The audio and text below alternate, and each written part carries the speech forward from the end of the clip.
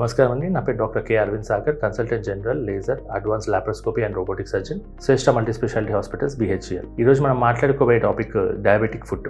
Sugar పేషెంట్స్లో కాళ్ళల్లో వచ్చే సమస్యలు ఏంటి, వాటి వల్ల వచ్చే కాంప్లికేషన్స్ ఏంటి, వాటికి తీసుకోవాల్సిన ప్రికాషన్స్ ఏంటి అనే దాని గురించి మనం ఇప్పుడు తెలుసుకుందాము. డయాబెటిక్ ఫుడ్ అంటే షుగర్ ఉన్న వాళ్ళల్లో కాళ్ళల్లో వచ్చే సమస్యలు. సో దీంట్లో కామన్గా అల్సర్స్ అనేవి ఫామ్ అవుతూ ఉంటాయి. ఫస్ట్ చిన్నగా దెబ్బ తాకి ఆ పుండు అనేది మానక అల్సర్స్లా ఫామ్ అవుతుంటాయి. అది టైంకి మనం పట్టించుకోకపోతే అవి సెప్సిస్ అంటే ఇన్ఫెక్షన్ పెరిగి కాళ్ళు మొత్తం పాకి కొన్నిసార్లు కాళ్ళు తీసేసే పరిస్థితికి కూడా ఏర్పడవచ్చు. సో ఈ షుగర్ పేషెంట్స్లో ఎందుకు ఇలా అవుతుంది?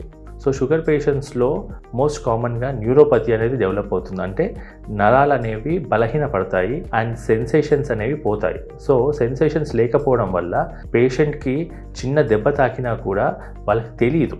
కాళ్ళకి ఇప్పుడు మనకు ముళ్ళు గుచ్చుకుంటే ఆటోమేటిక్గా మనకు నొప్పి వస్తుంది అండ్ మనకు సెన్సేషన్ వస్తుంది, అదే కాళ్ళకి ముళ్ళు గుచ్చుకుంది అని చూస్తాము, దానికి తగ్గ కేర్ తీసుకుంటాం. కానీ వీళ్ళల్లో ఏమవుతుందంటే అక్కడ సెన్సేషన్స్ లేకపోవడం వల్ల, మొద్దుబారిపోవడం వల్ల దెబ్బలు తాకినా కూడా, అంటే పుండ్లు చిన్న కట్స్ అయినా కూడా, ఏదైనా దెబ్బ తాకినా కూడా వాళ్ళకి నొప్పి ఉండదు. ఆ నొప్పి ఉండకపోయేసరికి వాళ్ళు నార్మల్గానే తిరుగుతూ ఉంటారు.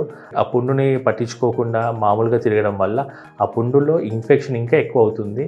షుగర్ ఉంది కాబట్టి అది హీల్ అవ్వదు అండ్ ఇంకా ఇన్ఫెక్షన్ ఎక్కువైపోయి అది సెప్సిస్ కింద మారుతుంది. అండ్ ఇంకొకటి, షుగర్ పేషెంట్స్లో రక్తం తీసుకొచ్చే వెజల్స్ కూడా సన్నబడడం వల్ల రక్తం అనేది చివరి దాకా అందదు. సో దానివల్ల కూడా ఇష్కీమియా అంటాం, అంటే రక్తం అందకపోవడం దాన్ని ఇష్కీమియా అంటాము.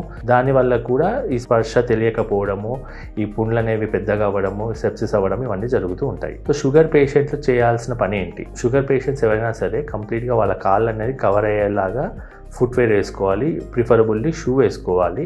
అండ్ ఇంట్లో కూడా వాళ్ళు చెప్పులతోనే తిరగాలి, ఎందుకంటే వాళ్ళకు సెన్సేషన్స్ అనేవి తగ్గుతాయి కాబట్టి ప్రొటెక్షన్ అనేది కంపల్సరీగా కావాలి. And next, every week or every day, కుదిరితే ప్రతిరోజు లేదా వారానికి ఒక్కసారైనా సరే వాళ్ళ కాళ్ళని వాళ్ళు కంప్లీట్గా ఎగ్జామిన్ చేసుకొని కాళ్ళు నీట్గా ఉన్నాయా లేదా, ఏదైనా దెబ్బలు కానీ పుళ్ళు కానీ అయ్యాయా లేదా అనేది వాళ్ళు కంపల్సరీ ఎగ్జామిన్ చేసుకోవాలి. అండ్ ఎవ్రీ 6 monthsకి ఒకసారి డాక్టర్ని కన్సల్ట్ అవ్వాలి. డాక్టర్ కన్సల్ట్ అయ్యి డాక్టర్తో పాటు చెక్ చేయించుకోవాలి కాళ్ళు అనేవి బాగున్నాయా బాగాలేవా అని చెప్పి. ఎందుకంటే మిగతా శరీర భాగాలన్నీ మనం డే టు డే వాడుతూ ఉంటాము, చూస్తూ ఉంటాము, స్నానం చేసినప్పుడు కానీ ఇంకేదైనా పరిస్థితిలో కూడా మనం చూస్తూ ఉంటాము.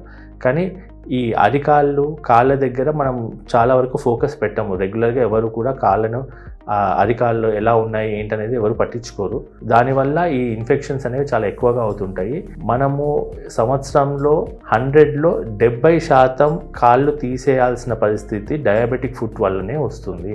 సో అంత సీరియస్ ప్రాబ్లం ఇది. చూడ్డానికి చాలా చిన్నగా అనిపించినా కూడా 70% ఆఫ్ ది యాంపుటేషన్స్, అంటే కాళ్ళు తీసేయాల్సిన పరిస్థితులు డయాబెటిక్ ఫుట్ వల్లనే వస్తాయి. యాక్సిడెంట్ కంటే కూడా డయాబెటిక్ ఫుట్ వల్లనే కాళ్ళు తీసేసే పరిస్థితి ఎక్కువగా ఉంటుంది. సో సరైన జాగ్రత్తలు తీసుకోండి, షుగర్ని కంట్రోల్లో పెట్టుకోండి and take care. Thank you.